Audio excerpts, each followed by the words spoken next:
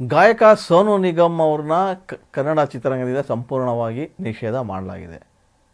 ಈ ವಿಷಯ ಹೇಳಿದರೆ ಒಂದಿಷ್ಟು ಶಾಕ್ ಆಗ್ಬೋದು. ನಿಜ, ಯಾಕಂದರೆ ಇತ್ತೀಚೆಗಷ್ಟೇ ಸೋನು ನಿಗಮ್ ಅವರು ಕನ್ನಡದ ಹಾಡನ್ನು ಹಾಡಿ ಅಂತೇಳಿ ಬೆಂಗಳೂರಿನಲ್ಲಿ ನಡೆದಂಥ ಒಂದು ಸಂಗೀತ ಕಾರ್ಯಕ್ರಮದಲ್ಲಿ ಒತ್ತಾಯ ಮಾಡಿದ್ದಕ್ಕೆ ಅವರು ಪಹಲ್ಗಾಮ್ ಭಯೋತ್ಪಾದಕ ದಾಳಿಯನ್ನು ಉಲ್ಲೇಖ ಮಾಡಿದರು. ಸೊ ಕನ್ನಡ ಹಾಡು ಈ ರೀತಿ ಕೇಳಿದ್ದಕ್ಕೆ ಈ ರೀತಿಯ ದಾಳಿ ಆಗಿದ್ದು ಅನ್ನೋ ಅರ್ಥದಲ್ಲಿ ಒಂದಿಷ್ಟು ಮಾತಾಡಿದರು. ಇದು ಒಂದು ರೀತಿಯ ದೊಡ್ಡ ಚರ್ಚೆಗೆ ಕೂಡ ಕಾರಣವಾಗಿತ್ತು. ಆ ನಂತರ ಕನ್ನಡಿಗರಿಗೆ ನೀವು ಮಾಡಿದ್ದು ಅಪಮಾನ, ನೀವು ಯಾವುದೇ ಕಾರಣಕ್ಕೂ ಕ್ಷಮೆ ಕೇಳದೆ ಇರಬಾರ್ದು, ಕ್ಷಮೆ ಕೇಳಬೇಕು ಅಂತೇಳಿ ಹಿಡಿದಿದ್ರು. ಆದರೆ ಸೋನು ನಿಗಮ್ ಮಾತ್ರ ಅದಕ್ಕೆ ಕಿವಿ ಕೂಡ ಹಾಕಲಿಲ್ಲ. ಸೊ ತಮ್ಮ ದರ್ಪವನ್ನು ತೋರಿದರು. ಹೀಗಾಗಿ ಕನ್ನಡದ ಅನೇಕ ಸಂಘಟನೆಗಳು ಸೇರಿದಂತೆ ಒಂದಿಷ್ಟು ಕನ್ನಡಿಗರು ಕೂಡ ಒತ್ತಾಯಪೂರ್ವಕವಾಗಿ ಅವ್ರನ್ನ ಏನು ಕನ್ನಡ ಚಿತ್ರರಂಗದಿಂದ ಹೊರಗಿಡಬೇಕು, ಕನ್ನಡ ಚಿತ್ರರಂಗದಲ್ಲಿ ಯಾವುದೇ ಸಿನಿಮಾದಲ್ಲಿ ಅವ್ರನ್ನ ಹಾಡಿಸೋ ಹಾಗಿಲ್ಲ ಅಂತೆಲ್ಲ ಮನವಿ ಮಾಡಿದರು, ಆಕ್ರೋಶ ವ್ಯಕ್ತಪಡಿಸಿದರು. ಸೊ ಇದೇ ಕಾರಣಕ್ಕೆ ಇವತ್ತು ಫಿಲಿಂ ಚೇಂಬರ್ನಲ್ಲಿ ಒಂದು ಸಭೆಯನ್ನು ಕೂಡ ನಡೆಸಲಾಯಿತು. ಎಲ್ಲ ಸಂಗೀತ ನಿರ್ದೇಶಕರ ಒಟ್ಟಿಗೆ ಕನ್ನಡ ಚಿತ್ರರಂಗದ ಅಧ್ಯಕ್ಷರು, ನಿರ್ಮಾಪಕ ಸಂಘದ ಅಧ್ಯಕ್ಷರು, ಇಡೀ ಕನ್ನಡ ಚಿತ್ರರಂಗದ ಅಂಗಸಂಸ್ಥೆಗಳು ಏನಿದೆ ಎಲ್ಲವೂ ಸೇರಿ ಇವತ್ತು ಒಂದು ಸಭೆ ನಡೆಸಿದರು. ಸಭೆಯ ಬಳಿಕ ಒಂದು ದಿಟ್ಟ ನಿರ್ಧಾರವನ್ನು ಕೂಡ ವಾಣಿಜ್ಯ ಮಂಡಳಿ ಕೈಗೊಂಡಿದೆ. ಸೊ ಏನು ಅಂತಂದರೆ, ಸೋನು ನಿಗಮ್ ಅವರಿಗೆ ಇನ್ನು ಮುಂದೆ ಕನ್ನಡದ ಯಾವುದೇ ಸಿನಿಮಾದಲ್ಲಿ ಹಾಡೋದಕ್ಕೆ ಅವಕಾಶ ಕೊಡಬಾರ್ದು ಅನ್ನೋದು ಒಂದು. ಆಮೇಲೆ ಮ್ಯೂಸಿಕಲ್ ನೈಟ್ಸ್ ಏನು ಕಾರ್ಯಕ್ರಮ ಮಾಡ್ತಾರೆ ಕರ್ನಾಟಕದಲ್ಲಿ, ಅಲ್ಲೂ ಕೂಡ ಅವಕಾಶ ಕಲ್ಪಿಸ್ಕೊಡ್ಬಾರ್ದು ಅಂತ ಒಂದು ದೃಢ ನಿರ್ಧಾರವನ್ನು ತೆಗೆದುಕೊಂಡಿದ್ದಾರೆ. ಒಟ್ಟು ಈ ಮೂಲಕ ಅವರಿಗೆ ಒಂದು ಶಾಕ್ ಕೂಡ ಕೊಟ್ಟಿದ್ದಾರೆ.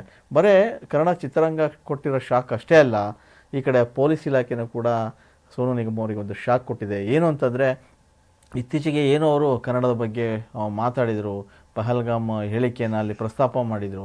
ಸೊ ಅದಕ್ಕೆ ವಿವರಣೆ ಕೇಳಿ ಒಂದು ನೋಟಿಸನ್ನು ಕೂಡ ಇವತ್ತು ಆವಲಹಳ್ಳಿ ಪೊಲೀಸರು ಸೋನು ನಿಗಮ್ ಅವರಿಗೆ ಇಮೇಲ್ ಮೂಲಕ ಮತ್ತು ಒಂದು ಪತ್ರ ರವಾನೆ ಮಾಡುವ ಮೂಲಕ ಕೂಡ ಕೇಳಿದ್ದಾರೆ. ಸೊ ನೋಟಿಸ್ ಕಳಿಸಿರೋದ್ರಿಂದ ನೀವು ಒಂದು ವಾರದ ಒಳಗೆ ಇದಕ್ಕೆ ಒಂದು ಉತ್ತರವನ್ನು ಕೊಡಬೇಕು, ಬೆಂಗಳೂರಿಗೆ ಒಂದು ವಿಚಾರಣೆಯನ್ನು ಎದುರಿಸಬೇಕು ಅನ್ನೋ ರೀತಿಯಲ್ಲಿ ಕೂಡ ಪೊಲೀಸರು ನೋಟಿಸ್ ಮೂಲಕ ಹೇಳಿ ಕಳಿಸಿದ್ದಾರೆ.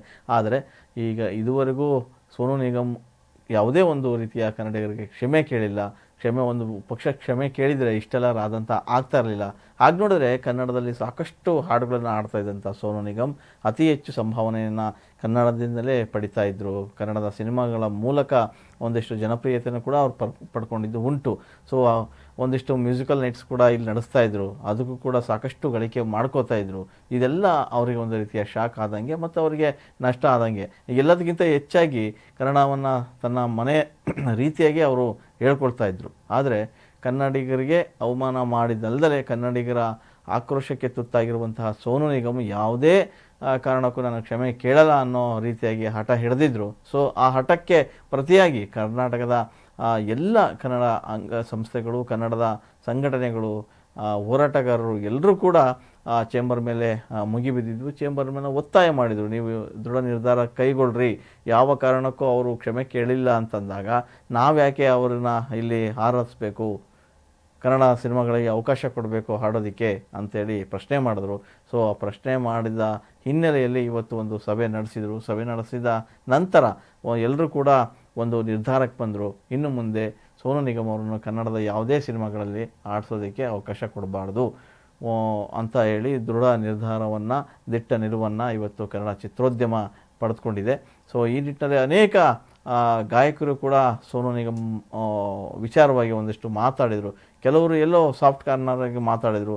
ಇನ್ನೊಂದಿಷ್ಟು ಜನ ಸೋನು ನಿಗಮ್ ಒಂದೇ ಒಂದು ಕ್ಷಮೆ ಕೇಳಿದರೆ ಏನಾಗ್ತಾ ಇತ್ತು, ಸೊ ಕನ್ನಡಿಗರು ಕನ್ನಡ ಹಾಡನ್ನು ಕೇಳಿದ್ದು ತಪ್ಪಾಯ್ತಾ, ಯಾಕಂದರೆ ಕನ್ನಡದ ಅದೆಷ್ಟೋ ಹಾಡುಗಳ ಮೂಲಕ ಅವರು ಜನಪ್ರಿಯತೆ ಪಡ್ಕೊಂಡಂಥವ್ರು. ಸೊ ಈಗ ನೋಡಿದ್ರೆ ಕನ್ನಡಿಗರು ಈ ರೀತಿಯ ಕನ್ನಡ ಅಂತ ಹಾಡು ಕೇಳಿದ್ರಿಂದಲೇ ಪಹಲ್ಗಾಮ್ನಲ್ಲಿ ಒಂದು ಭಯೋತ್ಪಾದಕರ ದಾಳಿ ನಡೀತು ಅನ್ನೋ ಅರ್ಥ ರೂಪದಲ್ಲಿ ಮಾತಾಡಿದರು. ಅದಕ್ಕೂ ಇದಕ್ಕೂ ಏನು ಸಂಬಂಧ ಅನ್ನೋ ಪ್ರಶ್ನೆಗಳನ್ನು ಕೂಡ ಕೇಳ್ತಾ ಇದ್ರು. ಅದೇನೇ ಇರಲಿ, ಸೋನು ನಿಗಮ್ ಅವರಿಗೆ ದೊಡ್ಡ ನಷ್ಟ ಆಗಿದೆ. ಅದು ಒಂದು ನಷ್ಟ ಅಲ್ಲ, ಎರಡು ನಷ್ಟ ಅಂತಲೇ ಹೇಳ್ಬೋದು.